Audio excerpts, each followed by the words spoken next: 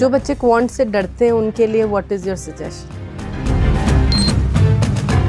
पहली बात कि डरना बंद कर दो, क्योंकि डरने की बात है नहीं। जो जजमेंट्स होती हैं, जो उन पर आर्टिकल्स और एडिटोरियल्स आते हैं, बी थॉरो विद देम। एक मेरे सीनियर ने जो एडवाइस दी थी पिछले साल कि whenever in doubt in CR, go back to the basics. So how did you deal with it? What was your strategy? What was your source? लंबा game खेला था मैंने कि मतलब शुरू में I picked up normal Lewis word, power made easy.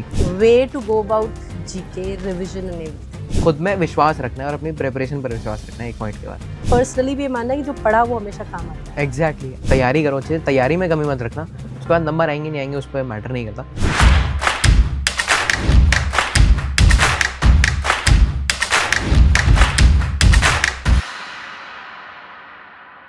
Hi everyone, and I am so happy today because I am here with Saksham, and he was the All India topper in CLAT 2025 and he has already joined NLS, and I'm so happy you have already visited the campus and everything. He has already started his session.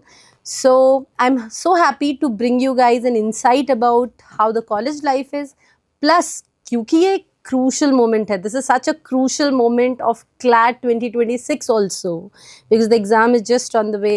So let us dive into questions and ask Saksham about his preparation strategies and how they can help you guys as well. So welcome Saksham to our channel. Thank you so much ma'am for having me. Okay, so Saksham, when you started your CLAT journey, सबसे पहले ना ऐसा did you think कि यार मेरा तो all India first rank आना है? मैम बिल्कुल नहीं सोचा था, और क्लैट जर्नी स्टार्ट करते भी नहीं, एग्ज़ाम लिखते टाइम भी नहीं सोचा था कि ऑल इंडिया रैंक 1 आएगी, और नहीं सोचा शायद इसलिए आ गई। अगर मैं सोचकर लिखता तो एक अनड्यू प्रेशर रहता पूरे टाइम तैयारी में। मतलब ऑब्वियसली जब स्टार्ट करते हैं प्रिपरेशन तो एम्बिशंस होते हैं, और तब सब कहीं बेंचेस पर लिखते हैं AIR 1 वाज हियर, वो सब होता था। बट कोई प्रेशर नहीं लिया था इस बात का कि रैंक 1 ही लानी है या फिर सिंगल डिजिट रैंक लानी है या डबल डिजिट रैंक लानी है, बस तैयारी करनी थी अच्छे से। Okay, no this is very important, तैयारी करनी थी अच्छे से। I will come to that, but before that जैसे इवन फॉर बैंगलोर नो, जैसे बच्चों को बहुत होप ड्रीम इसका भी प्रेशर होता है कि बैंगलोर ही जाना है या हैदराबाद ही जाना है, या तो इस तरह का भी आप शुरू से सोच रहे थे या किस मोमेंट पे सोचना शुरू किया या नहीं सोचा? ऑब्वियसली मैम जब क्लैट की प्रिपरेशन शुरू करी थी और थोड़ा बहुत रिसर्च करते हैं तो NLS बैंगलोर, उसका वो फेमस टावर लाइब्रेरी के ऊपर जो है उसकी फ़ोटो सबके वॉलपेपर पर आ जाती है। और एम्बिशंस मेरे भी थे और मेरे भी मन में था कि NLS बैंगलोर ही जाना है, और बहुत नॉर्मल सी चीज़ है, मेरे साथ के जो फेलो एस्पिरेंट्स थे उनके मन में भी था। बट अब जब मैंने पेपर दे दिया है और तैयारी के फेज से निकल चुका हूँ, अब मेरे को जाके रियलाइज़ होता है कि शायद इतनी जो हम आइडियलाइजेशन कर देते हैं एक कॉलेज की या फिर एक इंस्टीट्यूशन की, वो उतनी ज़्यादा नहीं करनी चाहिए, क्योंकि होना या ना होना प्रिपरेशन के ऊपर भी डिपेंड करता है और थोड़ा सा चांस की बात भी होती है और बहुत सारे फैक्टर्स होते हैं। तो अगर नहीं होता है तो बहुत बड़ा हार्ट ब्रेक हो जाता है, और जबकि वो इतनी बड़ी बात होती भी नहीं है। Correct. तो इतना ज़्यादा आइडियलाइजेशन नहीं होना चाहिए, बट ऑब्वियसली एम्बिशंस तो होनी चाहिए कि मोटिवेशन मिले अंदर से कि NLS के एम्फी थिएटर में परफॉर्म करना है। Oh, good. So you are participating there? हाँ मैम, कई सारे इवेंट्स हुए, फ्रेशर्स हुए, उसमें काफ़ी सारे इवेंट्स हुए। Good, good, good. So when you are preparing, let's get into subject wise and then we'll get into other things also. Subject wise, if I talk, which was your strength, like which subject was there, which was your strength and you knew कि इसमें तो मेरा बहुत अच्छा हो जाएगा? Legal and QT। Okay, quant you were good at. Quant I was, क्या subject थे आपके 11th 12th में? I was a humanity student, और Okay. मेरे पास मैथ्स नहीं थी। I had history, political science, economics, English, legal studies. But क्योंकि quant में 10th तक की मैथ्स लार्जली आती है, थोड़े बहुत टॉपिक्स बाहर से आते हैं। QT I was confident with, उसमें मेरा स्कोर अच्छा रहता था, और प्लस लीगल। ओके, ऐसा रहा है कभी मॉक में स्कोर क्वांट में छूटा हो या नहीं अच्छा आया हो? ऑब्वियसली ऐसा कई बार होता है, क्योंकि लीनियर प्रोग्रेशन नहीं होता किसी का भी, बीच में डिप्स आते हैं। कोई ऐसा टॉपिक आ गया जो मैंने नहीं रिवाइज किया या फिर पढ़ा नहीं या फिर टाइम कम रह गया, तो ऑब्वियसली स्कोर गिर जाता था। बट जब भी अटेम्प्ट करता था तो ऐसा नहीं होता था कि सिली मिस्टेक से नंबर कट रहे हैं या फिर बहुत कम। जो बच्चे क्वांट से डरते हैं उनके लिए व्हाट इज योर सजेशन? पहली बात कि डरना बंद कर दो, क्योंकि डरने की बात है नहीं। कई लोगों के मन में बस मैथ्स को लेकर एक बहुत बड़ा डर होता है जिसका कोई बेसिस नहीं होता एक्चुअल। तो सबसे पहले बात, इस डर को निकालें। और क्वांट अगर किसी की अच्छी नहीं भी है तो क्वांट ऐसा सब्जेक्ट है जो बहुत ऑब्जेक्टिव है, जिसको आप रेगुलरली अगर प्रैक्टिस करेंगे तो उसके डेफिनेट आंसर्स हैं, उसमें इंटरप्रिटेशन का बहुत ज़्यादा स्कोप नहीं होता, उसको आप बहुत आराम से एज कर सकते हैं। और जो क्वांट के लिए नहीं प्रिपेयर करता ढंग से, उसकी रैंक उतनी अच्छी एंड में नहीं आती, क्योंकि quant is the differentiator. Correct. Okay, good. And legal में what was your strategy? What sources would you tell students कि हाँ ये करने से legal would be good? Legal में strategy is first of all reading based section है, तो reading अपनी स्ट्रॉन्ग करनी है, रीडिंग एज ए स्किल, क्योंकि more than anything skills test करता है पेपर। रीडिंग अपनी स्ट्रॉन्ग करनी है। उसके बाद strategy would be to read newspapers daily, जो जीके में रहता है। जीके पर्सपेक्टिव से हटकर जो स्पेसिफिकली लीगल आर्टिकल्स आते हैं, तो जजमेंट्स होती हैं जो उन पर आर्टिकल्स और एडिटोरियल्स आते हैं, बी थॉरो विद देम, उनकी लैंग्वेज पढ़ना सीखो, क्योंकि जब पैसेज आएगा अगर उस लैंग्वेज से हम अक्वेंटेड ऑलरेडी हैं तो हमें उतनी डिफिकल्टी नहीं होगी उसे सॉल्व करने में। इसके अलावा be aware of current legal knowledge, जो भी टॉपिक्स चल रहे हैं, वेबसाइट्स बहुत सारी हैं, PRS, supreme court observer, Correct. Be acquainted with those. Right. अच्छा, प्लस लीगल में आई थिंक बच्चे अगर थोड़ा बहुत पहले से अच्छा करते तो does that help you in your law school? नहीं, मैं तो फर्स्ट सेमेस्टर में आया हूँ, तो लॉ सब्जेक्ट्स है नहीं अभी बहुत ज़्यादा, Okay. तो I can't say about that. Okay, we'll ask the other toppers about this thing, that eventually does the laws part help. Okay. Let's talk about other subjects. CR, logical reasoning. Analytical छोड़ना करना, because students are appearing for ALET also. Right now students are in panic mode कि ALET करें, CLAT करें, ALET की CR कैसे करें, CLAT का CR कैसे करें, analytical करें कि नहीं करें. So what would you suggest? Analytical part, then how is the both CLAT and ALET CR different, and how did you manage those two things? In my personal opinion CLAT के लिए मतलब सबका focus CR पर ही था पिछले साल बहुत ज़्यादा, और कंसोर्टियम ने सरप्राइज कर दिया सबको, जैसे वो हर साल करता ही Sitting है, arrangement, correct. और वो भी गलत क्वेश्चन दिया था उसका। तो ऐसा नहीं कि क्लैट के लिए पूरी तरह AR को इग्नोर कर देना है, क्योंकि AR क्लैट में पूछी गई है तो चांसेस हैं कि कुछ भी हो सकता है। प्लस उसके बाद ALET के लिए भी प्रिपरेशन में AR इंपॉर्टेंट होती है, तो You AR had को prepared for both? I had prepared for both, but my ALET paper was Not that good. destroyed because of the result a night before. I know the result was just I know Exactly. why did they do it? I don't know, I That don't know. we need a separate podcast about all the things the student face for CLAT, but let's not traumatize the kids this Exactly, year. Aloko. Maybe in December we'll talk about that. Okay, so they should prioritize both the things. ऐसा कोई major difference है when it comes to CR part of CLAT and ALET? Major difference mostly ये रहता है कि CLAT में passages लंबे होते हैं, उसमें से आपको प्रिंसिपल्स आइडेंटिफाई करने हैं अलग से।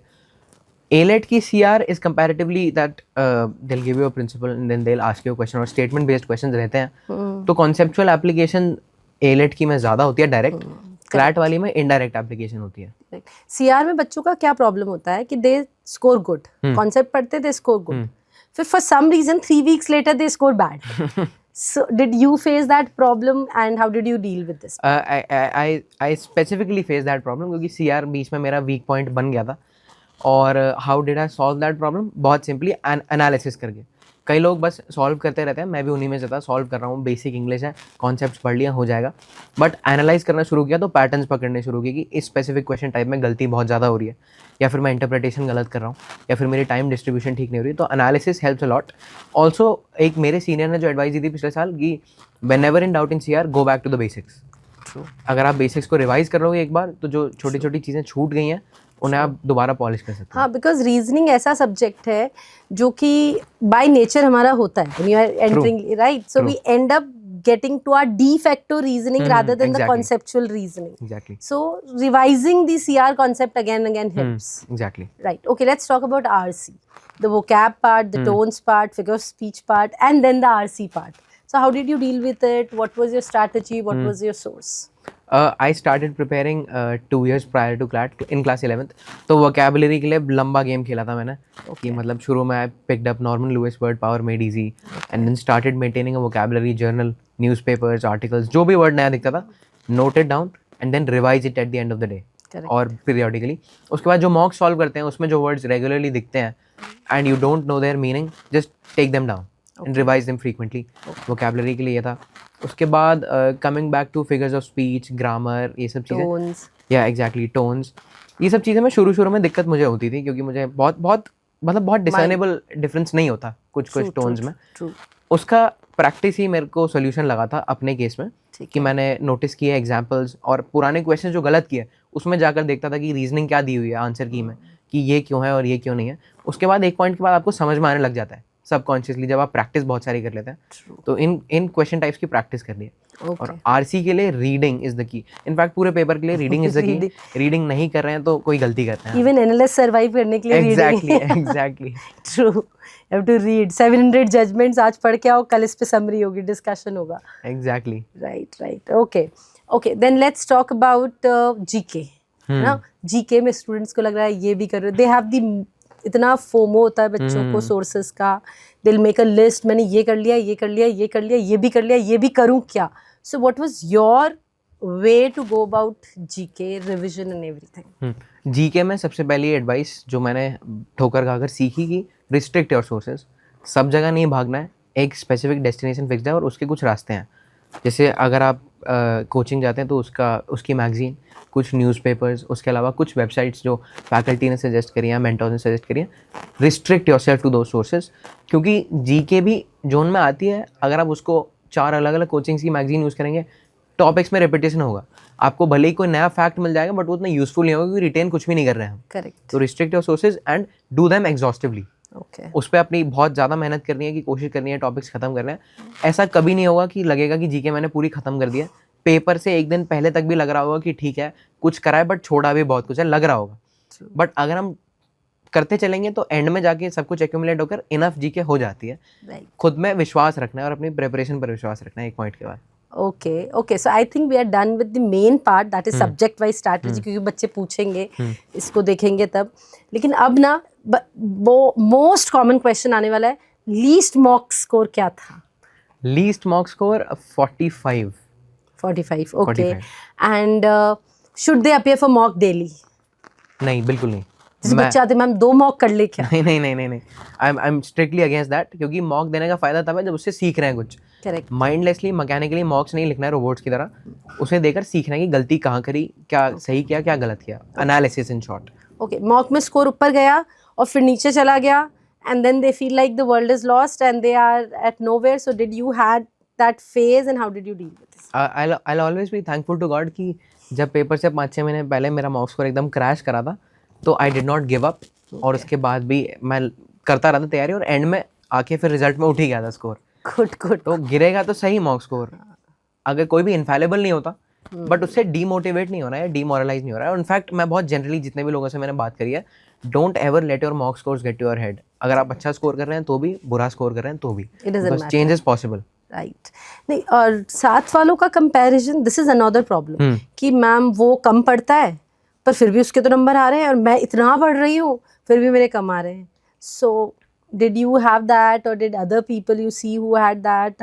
How to go about this thing? ये बहुत ही कॉमन, मतलब दिखता था, कोचिंग जाते थे तो दिखता था, होता था ये सब। But the thing to keep in mind is competition is useful only so long as it is positive. जहाँ वो टॉक्सिक हो जाता है, जहाँ पर आप rather than improving yourself you start pulling others down or questioning yourself or others, that is where competition becomes very harmful. ये नहीं करना है, अपने आप को इम्प्रूव करने पर ज़्यादा फोकस करना है और उसमें कंपटीशन को एज अ सब्सिडियरी थिंग लेना है कि मैं ठीक कर रहा हूँ, नहीं कर रहा हूँ। जैसे पढ़ाई करते वक्त, क्लैट की तैयारी करते वक्त, what did you actually enjoy? What did I actually enjoy? Enjoy CLAT preparation, because whenever people talk about competitive paper preparation and they look at it from a burden perspective. Exactly. Right? Did you find anything which really you used to look forward to when you were preparing for the paper, and did that eventually help you in the final exam? The feeling that I chased during my preparation was the feeling of being aware. Okay. मतलब GK dreaded होता है बहुत लोगों का कि इतने सारे topics करने हैं, बट अगर आप नोटिस करो तो टॉपिक्स रटने से हटकर सोचोगे तो अवेयरनेस कितनी बढ़ रही है आपकी। आपको पता है क्या चल रहा है आपके देश में, दीन दुनिया में क्या चल रहा है, and you can discuss it with people, you can get perspectives. और जीके पढ़ के मेरे को समझ में आया कि मेरे को अभी अपना कोई स्पेसिफिक पॉलिटिकल लीनिंग नहीं बनानी है या पर्सपेक्टिव नहीं बनाना है। That's very good. दुनिया में बहुत कुछ है जानने के लिए, रीड करना है। और अभी लॉ स्कूल में आया हूँ, यहाँ पर भी धीरे धीरे पर्सपेक्टिव आ रहा है कि रीड करना है, जानना है बहुत सब कुछ, उसके बाद जाकर कहीं अपना कुछ बनाना है कि मेरी लीनिंग ये है या फिर आइडियोलॉजी ये है। Correct. I know. That's correct, because you know students come to me with such strong ideology about कि ma'am why do you give this passage? आप pro this हो क्या है, pro that हो क्या? Exactly. So yes, it's when you grow you realize that ideologies changes according to what at what stage of life you are at. So look good. That's actually what I was looking forward to as an answer. कि आप you enjoy the process. marks and everything. The fact that you're learning every single day, you learned something new, rank or no rank, that is something no one can take away from you. And eventually मेरा personally भी मानना है कि जो पढ़ा वो हमेशा काम आता है. Exactly. I'm a big proponent of that, ma'am. Right, true.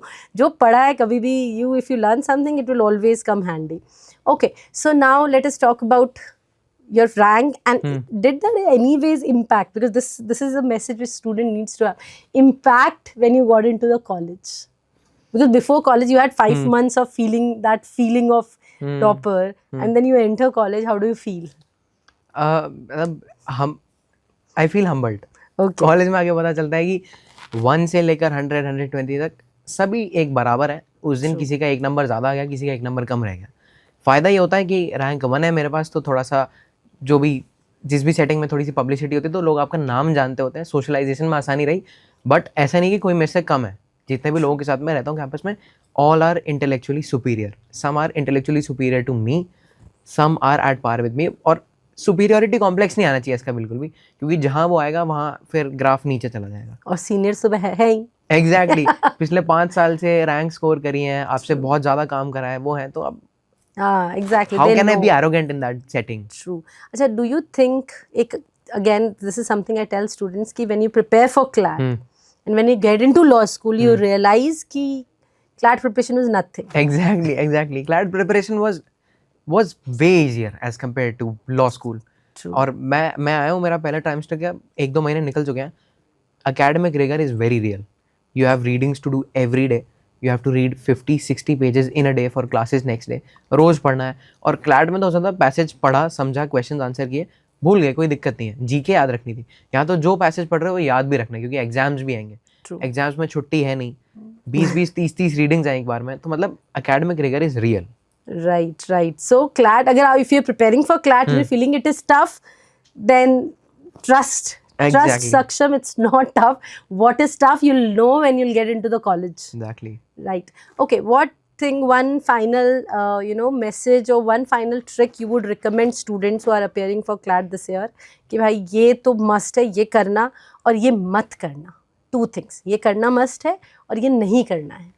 Academics पर बहुत लोगों ने बात करी, पिछले 6-7 महीने से अकेडमिक्स पर बात चल रही है. मैं बोलूँगा कि नॉन अकेडमिक एस्पेक्ट्स पर इक्वली अपना एम्फेसिस रखना, क्योंकि पेपर वाले दिन पूरी दुनिया भर की जीके पता होगी आपको, लेकिन अगर मैनेजमेंट में दिक्कत कर दी तो मैटर नहीं करेगा एंड में. OMR पर क्या मार्क करा है, किस स्पीड से मार्क करा है, किस टाइम में मार्क करा है, वो मैटर करेगा. 2 चीज़ों का ध्यान रखना. माइंडसेट बहुत फ्लेक्सिबल रखना है सबको, क्योंकि पेपर में क्या आ जाए किसी को नहीं पता. बहुत फ्लेक्सिबल माइंडसेट, सरप्राइजेज आएंगे, फ्लैबागास्ट नहीं हो जाना है उसे देखकर. और दूसरी चीज़, मैं पर्सनली ये मानता हूँ कि जब भी एग्जाम हॉल में पेपर लिखने जाओ तो रैंक की एक्सपेक्टेशन लेके मत जाना कि मेरे को डबल डिजिट रैंक चाहिए, सिंगल डिजिट रैंक चाहिए. क्योंकि अगर एक भी क्वेश्चन उल्टा सीधा दिख गया तो दिमाग उसी पे अटक जाएगा कि अगर मैंने ये ठीक नहीं किया तो मेरी डिजायर्ड रैंक नहीं आएगी, ये नहीं आएगी. फ्री होकर जाना, जो तैयारी करिए और बेस्ट एम करने जाना पेपर को. उसके बाद जो होगा फिर वो हमारे हाथ में होता नहीं है. Correct. You can prepare your best and appear in your paper the best. Exactly. One more important question I don't want to miss on, that students have this FOMO. एक तो material का FOMO होता है, एक उनको mock का FOMO होता है, एक इतना बड़ा FOMO होता है कि ये वाला बैच, वो Super 30 बैच और कौन सा फाइटर बैच और mentorship बैच, तो बैच को लेके उतना they have so much FOMO. What do you say? Does it actually matter? मैं अपने केस से देखूँ तो नहीं मैटर करता, क्योंकि मैं नहीं था. राइट. क्योंकि हर बार कुछ ना कुछ होता था, मॉक स्कोर गिर गया या फिर टेस्ट में नहीं अच्छे नंबर आए, नहीं क्लियर कर पाया मैं. But did it matter in the end? क्योंकि किसी सुपर 30 बैच या किसी फाइटर बैच में क्रैक नहीं करना है, पेपर क्रैक करना है. ट्रू. और वो उस पर कंटेंजेंट नहीं है. Correct. Right. So irrespective of batch, if you have all the material, make sure you're utilizing to your best of your ability, and you're good to go. Exactly. Right. Extra curricular में आप क्या करते थे? Anything you used to do in extra curricular? 11th में मैंने focus किया था. I did some MUNs. उसके अलावा कुछ competitions, एक आध मूड कोर्ट या फिर बहुत chilled out competition, startup studio kind of things, जिसमें स्पीकिंग का एक्सपीरियंस मिले थोड़ा बहुत. ओके. वो सब मैं कर लेता. And any fun activities you used to do, games और डांस और सिंगिंग? स्पोर्ट्स तो मेरे इनहेरेंटली पर्सनालिटी में है नहीं, तो स्पोर्ट्स मैंने किया नहीं. But chilling out with friends in general, उसमें जो भी कर रहे हैं वो कर रहे हैं. एंड मीडिया स्क्रोलिंग बहुत बड़ा इशू था एक पॉइंट पर. मतलब स्कोर्स क्यों नीचे जा रहे थे मुझे पता था, इंस्टाग्राम की वजह से नीचे जा रहे हैं. उस पर काम करा थोड़ा बहुत, अपने एंड से डिलीट करा, नहीं हुआ तो पेरेंट्स से बात करी, मेंटोर से बात करी और डिसिप्लिन करने की कोशिश करी, क्योंकि यही तरीका है, यही टाइम है ये सारी चीज़ें सीखने का, क्योंकि these will be life learning for you to moderate things, to control your self, to have self control. Right. And I am so sorry, just it came to me, parents से जो बच्चों को डर लगता है कि यार मार्क्स गड़बड़ आ रहे हैं, पेरेंट्स से डांट पड़ेगी, या मार्क्स गड़बड़ आ गए उससे डांट पड़ेगी. So did you have that kind of environment, और did you have any friend who had that kind of environment? What would you suggest to these students, personally और even parents for that matter? Personally ऐसा environment नहीं था मेरा, मतलब my parents were chilled out की तैयारी करो अच्छे से, तैयारी में कमी मत रखना, उसके बाद नंबर आएंगे नहीं आएंगे उस पर मैटर नहीं करता. कुछ बच्चों का मैं देखता था कि थोड़ा सा स्ट्रिक्ट होता था और वो बहुत डरते थे कि एक आध नंबर ऊपर नीचे हो रहा है. ऐसे मतलब मोस्टली स्टूडेंट्स को मैं सजेस्ट करूँगा कि पेरेंट्स को लेकर अगर कुछ भी इनहिबिशंस है मन में कि ऐसा नहीं हो रहा मेरे से, वैसा नहीं हो रहा, टॉक टू देम. पेरेंट्स है eventually, they are the ones who will understand. If they will not understand तो फिर कोई भी नहीं समझेगा. उनसे जाकर बोल देना चाहिए अगर कोई प्रॉब्लम हो रही है या फिर कोई चीज़ नहीं समझ में आ रही. अगर पढ़ाई नहीं भी कर रहे हैं किसी कारण की वजह से तो बोल दो खुलकर, वो मदद ही करेंगे. Correct, because you said social media में यू डिड टॉक. एग्जैक्टली मैंने यही करा था. और पेरेंट्स को तो मैं तो एडवाइस नहीं दे सकता, बट यही है कि if they talk to their children, because मेरे पेरेंट्स ने मुझसे बात की थी, it helps them a lot, it helped me a lot, it will help a lot of people a lot. Right. Okay. Thank you so much, Saksham. And I hope students would, I'm not only hope, I know that the students would benefit a lot from your interview, and they look forward to being your junior. Sure, ma'am. Right. Thank you so much, everyone.